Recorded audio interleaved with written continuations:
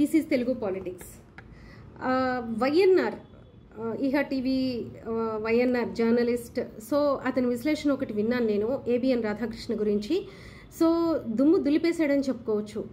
ఎందుకంటే social media లేకపోతే ఈ ఏవైతే యూట్యూబ్ ఛానల్స్ ఉన్నాయో చాలా బరితెగించి ఇది చేస్తున్నారు అని చెప్పి, లేకపోతే వాళ్ళే ఒక పార్టీకి మద్దతు పలుకుతూ ఇస్తున్నారు, వాళ్ళు చెప్పేవన్నీ నిజాలు కాదు, వాళ్ళ క్రెడిబిలిటీ ఎక్కడికి పోతుంది అని చెప్పేసి రాధాకృష్ణ రాసిన వీకెండ్ కామెంట్ గురించి వైఎన్ఆర్ చాలా అంటే దుమ్ము దులిపేశాడు.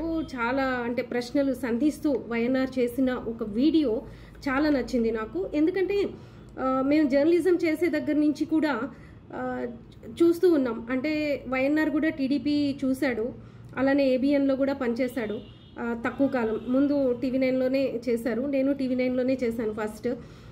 తర్వాత నేనైతే సాక్షిలో చేశాను, వైఎన్ఆర్ ఏబిఎన్లో చేశాడు. సో ఆ డిఫరెన్సెస్ మాకు తెలుసు కాబట్టి ఎలా ఉంటుంది ఏంటి అనేది. సో ఏబిఎన్ రాధాకృష్ణ గురించి వైఎన్ఆర్కే బాగా తెలుసు. అందుకే చాలా సూటిగా చాలా ప్రశ్నలు సంధిస్తూ అతని గురించి ఏబిఎన్ రాధాకృష్ణ గురించి ప్రశ్నించారు. ఎందుకంటే వాళ్ళు చాలా పతివ్రతల్లాగా ఏదో పెద్ద వాళ్ళే గొప్ప అయినట్టు, వాళ్ళు ఇచ్చే వార్తలే గొప్ప అయినట్టు రాస్తూ ఉంటారు. వాళ్ళు చెప్పేదే నిజాలన్నట్టు. ఓకే, ఒక వర్గమో ఒక కమ్యూనిటీనో లేకపోతే ఒక పార్టీకి సంబంధించిన వాళ్ళు నమ్మొచ్చు, కానీ అందరూ నమ్మాలన్న రూల్ ఏం లేదు కదా. అలానే ఎంత అంటే ఇప్పుడు YouTube channels, political channels credibility గురించి వాళ్ళు మాట్లాడుతున్నారు. మాట్లాడే ముందు ఛానల్స్లో వర్క్ చేస్తున్న వాళ్ళు కానీ, ఛానల్స్లో ఉన్న జర్నలిస్టులు కానీ ఎవరు కూడా వాళ్ళంతగా ఒక పార్టీని సపోర్ట్ చేసి వాళ్ళంతగా వాళ్ళని వెనకేసుకొచ్చి, లేకపోతే వాళ్ళ కోసం అబద్ధాలు రాసి జనాన్ని నమ్మమని జనాల మీద రుద్దేసే ప్రయత్నాలు అయితే ఇప్పుడున్న యూట్యూబ్ ఛానల్స్లో ఉన్న జర్నలిస్టులు అయితే చేయట్లేదు అనేది నా అభిప్రాయం. సో మాట్లాడితే పెయిడ్ ఏది వాళ్ళకి వ్యతిరేకంగా టీడీపీకో లేకపోతే ఇంకొకరికో వ్యతిరేకంగా వాళ్ళకి నచ్చిన వాళ్ళకి వ్యతిరేకంగా మనం ఏదైనా మాట్లాడితే పెయిడ్ ఆర్టిస్టులు అని చెప్పేసి మెసేజ్లు వస్తాయి. అంతా వీళ్ళకి సంబంధించిన బ్యాచే కాబట్టి అవన్నీ చేసేది అలాంటివి వస్తాయి. సో ఎవరు పెయిడ్ ఆర్టిస్టులు ఏంటి ఇలాంటివన్నీ కూడా చర్చ జరగాల్సిన అవసరం ఉంది. అలానే రాధాకృష్ణ లాంటి వాళ్ళు ఒక మీడియాని వెనకేసుకొచ్చి రాజకీయ పార్టీలు అంటే అసలు జర్నలిస్టులు అంటేనే అన్ని పార్టీలకి గురించి మాట్లాడాలి, అన్ని పార్టీల గురించిన న్యూస్ ఇవ్వాలి.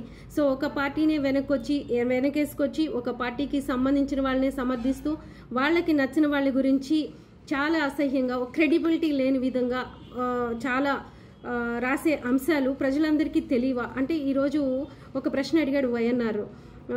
ఏమనంటే ఆంధ్రజ్యోతి అనే పేపర్ గురించి మాట్లాడితే, రాధాకృష్ణ గురించి మాట్లాడితే ఇది వైసీపీకి వ్యతిరేకమైన ఛానల్ అని లేకపోతే వ్యతిరేకమైన పేపర్ అని చెప్తారు.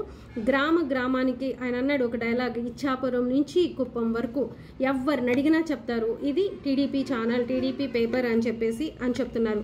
కానీ మా ఛానల్స్కి, మా యూట్యూబ్ ఛానల్స్కి అలాంటి ముద్రలు అయితే ఎక్కడా లేవు. ఎందుకంటే ఇక్కడ జర్నలిజం నేర్చుకుని జర్నలిజంలో ఉండి మేమేదో ప్రైవేట్గానో లేకపోతే ఎక్స్పీరియన్స్ లేకుండానో లేకపోతే ఏదో చెప్పేద్దాం కదా కెమెరా ముందుకు వచ్చేసి యూట్యూబ్లో ఒక వీడియో పెడితే సరిపోతుంది కదా అని చెప్పేసి ఎలాంటి వీడియోలు ఇక్కడ ఎవరు కూడా చేయట్లేదు. సబ్జెక్ట్స్ మీద అవగాహన కలిగించుకొని అన్ని గ్రౌండ్ లెవెల్లో చూసుకుని అంతా తిరిగి వచ్చిన తర్వాతే, ఒక అంచనాకు వచ్చిన తర్వాతే ఒక ఖచ్చితమైన ఒక వీడియోస్ని మేము చేయగలుగుతున్నాం. మాకేమి అది వైసీపీనా, ఒక టీడీపీనా, లేకపోతే బీజేపీనా, లేకపోతే ఇంకొక పార్టీనా, లేకపోతే కాంగ్రెస్ ఇంకొకట లేకపోతే వ్యక్తుల, ఇక్కడ జగన్, షర్మిల, లేకపోతే చంద్రబాబు, లోకేష్, పవన్ కళ్యాణ్ ఇలాంటివి ఎందుకుంటాయి అంటే యాజ్ అ జర్నలిస్ట్గా మాట్లాడేటప్పుడు ఇష్యూ బేస్డ్ మీద నిజాలని ప్రజలకి చెప్పాలనే ఉద్దేశంతో చెప్తాము.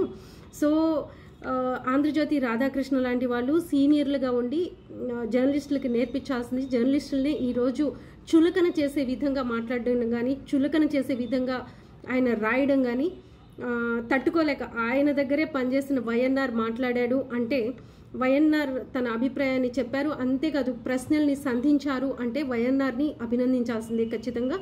సో అంతేకాదు మొన్న కూడా రవిప్రకాష్, ఆర్టీవీ రవిప్రకాష్ మీద కూడా ఒక వీడియో చేశాడు. కాకపోతే ఆ రోజు ఆ వీడియో చూసి నేను అనుకున్నాను వైఎన్ఆర్ గురించి ఈయనకి ఎందుకబ్బా ఇంత బాధ, రవిప్రకాష్ ఏం చేయాలో ఈయన ఎలా డిసైడ్ చేస్తాడు, ఈయన ఎందుకు చెప్తాడు అని అనుకున్నాను.